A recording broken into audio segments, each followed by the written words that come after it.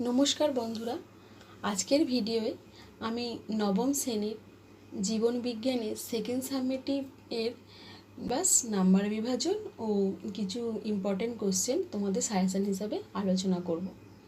Video শুরুর আগেই বলে নিই, যারা এখনও পর্যন্ত আমার চ্যানেলটা সাবস্ক্রাইব করোনি তারা অবশ্যই আমার চ্যানেলটা সাবস্ক্রাইব করবে ও নোটিফিকেশান বেল অন করে রাখবে, যাতে আমি ভিডিও আপলোড করার সঙ্গে সঙ্গেই তোমাদের কাছে নোটিফিকেশান চলে যায় ও তোমরা আমার ভিডিও সরাসরি দেখতে পাও। এই প্রসঙ্গে আরও একটা কথা বলে রাখি, আমার চ্যানেলে শুধুমাত্র আমি এডুকেশান ভিডিও আপলোড করি সেরকম নয়, আমি আমার চ্যানেলে এডুকেশান ভিডিও আপলোড করার পাশাপাশি কিছু এন্টারটেনমেন্টের ভিডিও আপলোড করে থাকি। আমি আশা করছি তোমাদের ভিডিও ভালো লাগবে, আর আমার ভিডিও কেমন লাগলো সেটা জানিয়ে অবশ্যই কমেন্ট বক্সে একটা কমেন্ট করে দেবে, because your valuable feedback in comment session always improve my videos. তাহলে এখন তোমাদের কি সকলের গ্রীষ্মের ছুটি চলছে, তোমরা সবাই বাড়িতে আছো। এই বাড়ির মধ্যে থেকে তোমাদের স্কুলের সিলেবাসগুলোকে শেষ করে নিতে হবে, তার কারণ স্কুল খোলার সঙ্গে সঙ্গে কিন্তু তোমাদের পরীক্ষা শুরু হয়ে যাবে। কেননা তোমাদের স্কুল খুলতে তোমাদের সেই জুন মাসে স্কুল খোলা মানে তোমাদের এই এত লম্বা লম্বা সিলেবাস, সেগুলো শেষ করতে করতে হয়তো ভালো করে রিভাইজ করা হবে না। সেই কারণে যে ছুটিতে তোমরা বাড়িতে আছো, এই ছুটির মধ্যে তোমরা সিলেবাসগুলো বারবার করে প্র্যাকটিস করে নেবে, কারণ তোমাদের স্কুল খুলে 2 মাস মতো স্কুল হবে, তারপরে আগস্টের ফার্স্ট উইকে তোমাদের সেকেন্ড সামেটিভ পরীক্ষা হবে। সেই জন্য তোমরা হয়তো অতটা সময় পাবে না, তাই জন্যই তোমাদের আমি এই ভিডিওটা তৈরি করেছি, যাতে তোমাদের কাজে আসে, যে তোমরা সিলেবাসটা ভালোভাবে জেনে নাও, বুঝে নাও, ও কিছু সাজেশান টাইপের কোশ্চেনও তোমাদেরকে দিয়ে দিচ্ছি, সাথে সাথে তোমরা সেগুলোকেও রিভাইজ করবে। আর অবশ্যই তোমরা শুধুমাত্র আমার কোশ্চেনটাই করে যাবে না পরীক্ষাতে, আমি আগেও বলেছি এখনও বলছি যে তোমাদের এই সামেটিভ পরীক্ষার কোশ্চেনগুলো স্কুলের টিচাররা করেন, সেই কারণে তোমাদের স্কুলের টিচাররা যে সমস্ত প্রশ্ন বলবেন তোমাদেরকে, তোমরা সেগুলো নোট করবে ও সেগুলোকে ভালোভাবে তোমরা প্র্যাকটিস করবে। তাহলে আজকে এবার আমি চলো তোমাদেরকে সিলেবাসটা সম্পর্কে বলি। তোমাদের এই নবম শ্রেণীর দ্বিতীয় সামেটিভ যে জীবনবিজ্ঞানের পরীক্ষা হবে, এই দ্বিতীয় সামেটিভ পরীক্ষার তোমাদের একটাই অধ্যায় থেকে তোমাদের 40 নম্বরের পরীক্ষা হবে। একটা অধ্যায় হচ্ছে তোমাদের তৃতীয় অধ্যায়, অর্থাৎ জৈবনিক প্রক্রিয়া। একটা অধ্যায় শুনতে কিন্তু অধ্যায়টা ছোটোখাটো না, বেশ লম্বা অধ্যায়। এই লম্বা অধ্যায়টা তোমাদের ছুটির মধ্যেই শেষ করে ফেলতে হবে, শুধু শেষ নয়, বারবার করে রিভাইসও করে নিতে হবে। তাহলে এই তৃতীয় অধ্যায় জৈবনিক প্রক্রিয়ার মধ্যে যে যে জিনিসগুলো রয়েছে সেগুলো হলো একটা উদ্ভিদ শারীরবিদ্যা, সালোক সংশ্লেষ, খনিজ পুষ্টি, বাষ্পমোচন, জল, খনিজ পদার্থের খাদ্য ও গ্যাসের পরিবহন, শ্বসন, পুষ্টি, সংবহন ও রেচন। তোমাদের মোট ভাগ আছে 5টা। এই 5টা ভাগের মধ্যে প্রথম ভাগটা হচ্ছে উদ্ভিদ শারীরবিদ্যা। এই উদ্ভিদ শারীরবিদ্যাগো আবার 4টে ভাগ আছে, সেখানে আছে সালোক সংশ্লেষ, খনিজ পুষ্টি, বাষ্পমোচন, জল, খনিজ পদার্থ, খাদ্য, গ্যাসের পরিবহন, এই 4টে রয়েছে। এবার তারপরে সেকেন্ড যেটা আছে তোমাদের শ্বসন, তারপর পুষ্টি, তারপর সংবহন ও রেচন। তোমাদের এই যে 5টা আছে তৃতীয় অধ্যায়ে, এই 5টাই গোড়াটাই তোমাদের পরীক্ষা হবে। তাহলে তোমাদের জীবনবিজ্ঞানের সেকেন্ড সামেটিভ পরীক্ষার একটাই অধ্যায় থেকে হবে, সেটা হচ্ছে জৈবনিক প্রক্রিয়া। আর জৈবনিক প্রক্রিয়াটা ছোটোখাটো অধ্যায় না, বেশ লম্বা অধ্যায়। তোমাদের কী করতে হবে, এই গ্রীষ্মের ছুটির মধ্যেই বাড়িতে বারবার করে রিভাইজ করতে হবে ও অধ্যায়টাকে সুন্দরভাবে শেষ করতে হবে। এবার চল আমি তোমাদেরকে বলবো যে এই সেকেন্ড সামেটিভ পরীক্ষার নাম্বার বিভাজনটা ঠিক কেমন হবে। তোমরা আগে যে ফার্স্ট সামেটিভ পরীক্ষা দিয়েছো, ফার্স্ট সামেটিভ পরীক্ষায় তোমরা 40 নম্বর যে রিটেন পরীক্ষাটা দিয়েছে, 10 নম্বর তোমাদের প্রজেক্ট ছিল।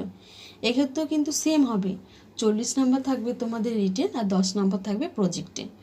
তাহলে টোটাল 50 নম্বর তোমাদের পরীক্ষা দিতে হবে। এবার দেখো এখানে 4টে বিভাগ থাকবে। প্রথম বিভাগ হচ্ছে ক, দ্বিতীয় খ, তৃতীয় গ, চতুর্থ ঘ। তাহলে প্রথমে যে ক বিভাগ আছে, এই ক বিভাগে তোমাদের প্রশ্ন থাকবে মাল্টিপল টাইপের কোশ্চেন থাকবে। খ বিভাগে তোমাদের কোশ্চেন থাকবে অতি সংক্ষিপ্ত, আর গ বিভাগে থাকবে সংক্ষিপ্ত, আর ঘ বিভাগে থাকবে দীর্ঘ উত্তরভিত্তিক প্রশ্ন। ক বিভাগে তোমাদের প্রত্যেকটা প্রশ্নের মান 1, খ বিভাগেও প্রত্যেকটা প্রশ্নের মান 1, গ বিভাগে কিন্তু প্রশ্নের মান 2 হবে, আর ঘ বিভাগে প্রশ্নের মান হবে 5। ক বিভাগ থেকে তোমাদের মোট প্রশ্নের উত্তর দিতে হবে 5টা, 1 নাম্বার করে। খ বিভাগ থেকে তোমাদের মোট প্রশ্নের উত্তর দিতে হবে 10টা, 1 নাম্বার করে। গ বিভাগ থেকে তোমাদের মোট প্রশ্নের উত্তর দিতে হবে 5টা, 2 নাম্বার করে। আর ঘ বিভাগ থেকে তোমাদের 3টে প্রশ্নের উত্তর দিতে হবে 5 নাম্বার করে। তাহলে এই হলো তোমাদের মোট নাম্বারের বিভাজনটা। এই যে তোমাদের নাম্বার বিভাজন, এটা কিন্তু সবটাই পর্ষদ নির্দেশিত পর্যায়ক্রমিক মূল্যায়নের প্রশ্ন কাঠামো। ক বিভাগে তোমাদের প্রশ্ন যে কটা প্রশ্ন থাকবে তার মধ্যে সবটাই বাধ্যতামূলক করতে হবে, এর জন্য কোনো তোমাদের বিকল্প প্রশ্ন দেওয়া হবে না। খ বিভাগে তোমাদের মোট 13টি প্রশ্ন থেকে 10টা প্রশ্ন করতে হবে। এই যে খ বিভাগের প্রশ্ন, খ বিভাগের প্রশ্নের মধ্যে তোমরা যেমন ক বিভাগের প্রশ্ন শুধু মাল্টিপল টাইপের কোশ্চেন করলে, খ বিভাগের প্রশ্নের ক্ষেত্রে কিন্তু তোমাদের একটা থাকবে শূন্যস্থান পূরণ, তারপরে স্তম্ভ মেলাও, বাম দিক ডান দিক থাকবে, আবার থাকবে তোমাদের সত্য মিথ্যা, অর্থাৎ তোমরা ঠিক ভুল নির্ণয় করবে, আর অতি সংক্ষিপ্ত টাইপের একটা বা দুটো কোশ্চেনে উত্তর দিতে তোমাদেরকে হবে। তাহলে তোমাদের খ বিভাগে কতগুলো ভাগ রইল না, খ বিভাগে তোমাদের মোট 13টা প্রশ্নের মধ্যে 10টা প্রশ্নের উত্তর দিতে হবে। এক্ষেত্রে তোমাদের 4 ধরনের প্রশ্ন হতে পারে।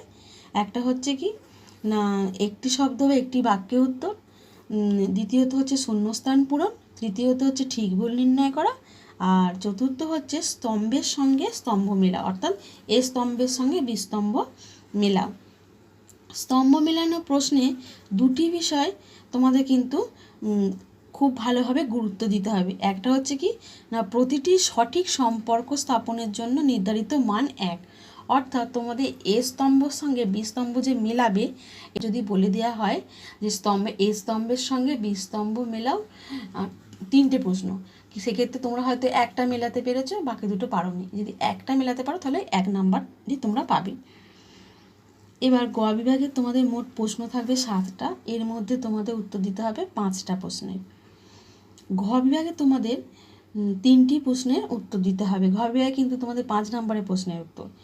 প্রতিটি প্রশ্নের ক্ষেত্রে একই ভাবমূল থেকে বিকল্প প্রশ্ন দিতে হবে, অর্থাৎ ধরো তোমাদের সালোক সংশ্লেষ থেকে কোনো বড় প্রশ্ন এসেছে, ধরো তোমাদের ঘয়ের বিভাগ দিয়ে ক দেওয়া হলো, কয়ের সালোক সংশ্লেষের কোনো একটা প্রশ্ন দেওয়া হলো, তার সঙ্গে অথবা দিয়ে সালোক সংশ্লেষ চ্যাপ্টার থেকেই তারপরের কোশ্চেনটা আসবে। আবার ক্ষয়ে যদি কোনো কোশ্চেন দেওয়া হয় শ্বসন থেকে, তার সঙ্গে অথবা দিয়ে শ্বসন থেকেই একটা প্রশ্ন আসবে, অর্থাৎ তোমাদের যে বিষয় থেকে প্রশ্ন দিচ্ছে অথবা দিয়ে বিকল্প প্রশ্ন হিসেবে সেইটা থেকেই আর একটা কোশ্চেন দিতে হবে। এক্ষেত্রে তোমাদের প্রশ্নের মানের বিভাজন হতে পারে, শুধুমাত্র 5 হতে পারে, অথবা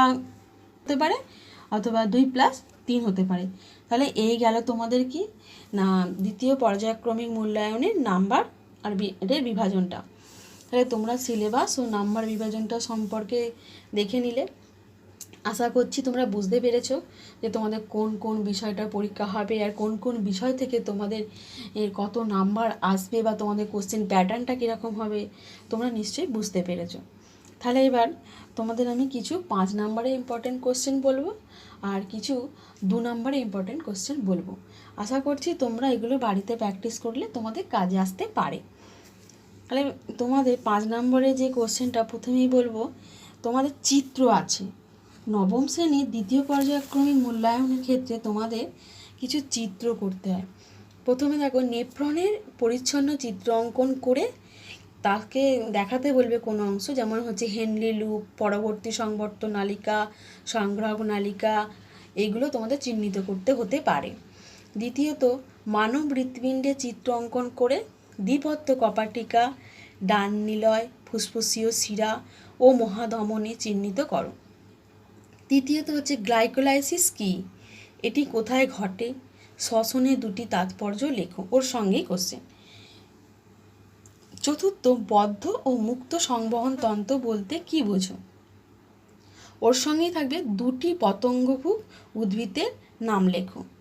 পঞ্চমত হচ্ছে সালোক সংশ্লেষকে অঙ্গরাত্রীকরণ বলা হয় কেন, ওর সঙ্গেই রয়েছে তোমাদের সালোক সংশ্লেষের তাৎপর্য লেখো। ওর সঙ্গে রয়েছে সালোক সংশ্লেষের প্রথম স্থায়ী যৌগ কোনটি। এই আমি তোমাদেরকে আগেই বলেছি, একটা 5 নম্বরের কোশ্চেন হতে পারে, অথবা 2+3 হতে পারে, অথবা 3+2 হতে পারে। সেজন্য এরকম ছোটো ছোটো ভাগও থাকবে প্রশ্নে। 6 নম্বরে হচ্ছে রসের উৎস কি। 2টি প্রোটিন ভঙ্গক উৎসেচকের নাম লেখো। আর মানব দেহে ইউরিয়া উৎপন্ন হয় কোথায়। এই গেল তোমাদের 5 নম্বরের কোশ্চেন। এরপরে 2 নম্বরের কোশ্চেনের মধ্যে তোমাদের হচ্ছে সালোক সংশ্লেষকে জারণ বিজারণ প্রক্রিয়া বলে কেন। দ্বিতীয়ত কারণে মহাকাশযানে ক্লোরেলা নামক উদ্ভিদ রাখা হয়। সুষম খাদ্য কি, উদাহরণ দাও। শিরা ও ধমনীর গঠনগত ও কার্যগত পার্থক্য লেখো।